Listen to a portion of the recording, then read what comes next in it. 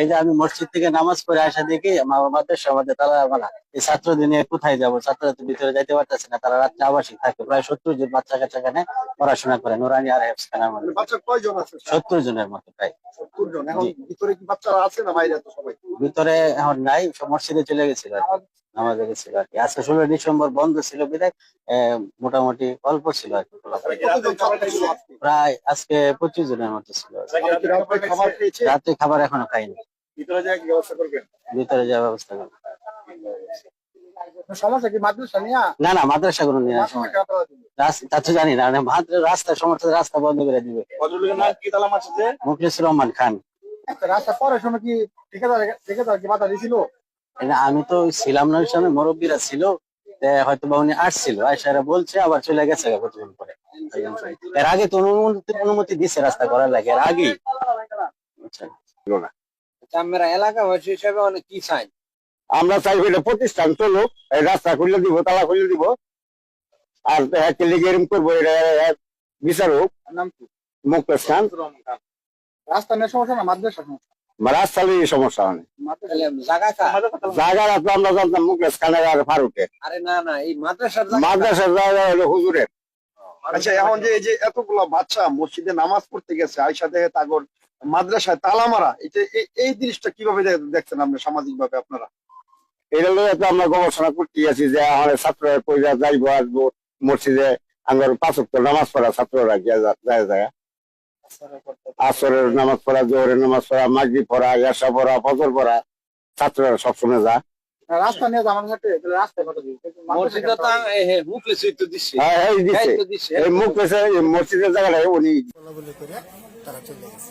ওই ছেলে আসছে মাদ্রাসার ভিতরে, তা আমি ছেলেকে জিজ্ঞাসা করলাম কি বললো, বলতেছে যে বকাবাদ্য করতেছে। এরপরে আমি মসজিদে গেলাম নামাজ পড়াইতে, হুজুর অনুপস্থিত। মসজিদে নামাজ পড়াইতে গেছি, উনি মসজিদে গেছি। হুজুরগত অবস্থায় উনি জিজ্ঞাসা করতেছে বড় হুজুর কই। তো ওই দিন আমার চাচা মুরব্বী, উনি বলতেছেন বড় হুজুর তো নাই এখানে। তখন উনি বলতেছেন হ্যাঁ, উনি তো মারাত্মক বেয়াদব, উনি তো বেথনিস, উনি এই এখানে রাস্তার কথা বলতেছে আর কি। এই রাস্তার কাজটা করলো, উনি কোনো কিছু বললো না।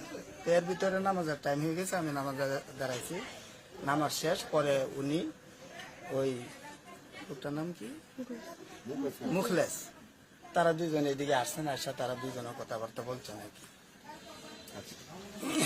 যেহেতু একটা রাস্তা করি বা জায়গার একটু সমস্যা ছিল, এবারে উনি বলছে যে আমরা রাস্তা করেন, রাস্তা করতে গেলে আপনার টাকাটা করে নিতে হইব। এই যে ইট দেখেন আমি কাটছি, বেড়া, এই বাথরুম টাথরুম এখানে ছিল সব আমি আমার টাকাটা খরচ করে। এটা কি নিজস্ব ব্যবস্থাপনা হয়েছে রাস্তা? আগে প্রথম স্টার্টটা আরো বছরখানে আগে, তখন আমি সব পুরো রাস্তাটা করছি বালু ফলায়, তখন আমার 45,000 টাকা খরচ হয়েছে, আমার সব আছে, ডকুমেন্টস আছে। তারপরে আমি এরপরে আমি চেষ্টা করতেছি যে সরকারি ভাবে যাতে করে ছোট করে একটা 5-6 ফিটের রাস্তা যাতে হয়।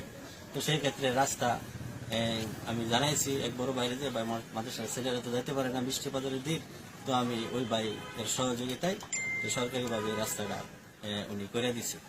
তো গত শুক্রবারে বা আগের শুক্রবারেই যে মসজিদের আমাকে সে সব বলছে আর কি যে জায়গার মালিককে যে রাস্তার কাজ করবো সামনে থাকেন। তো উনি বললো কি যে আবার ঠিক আছে আমি থাকুন, ফোন দিই।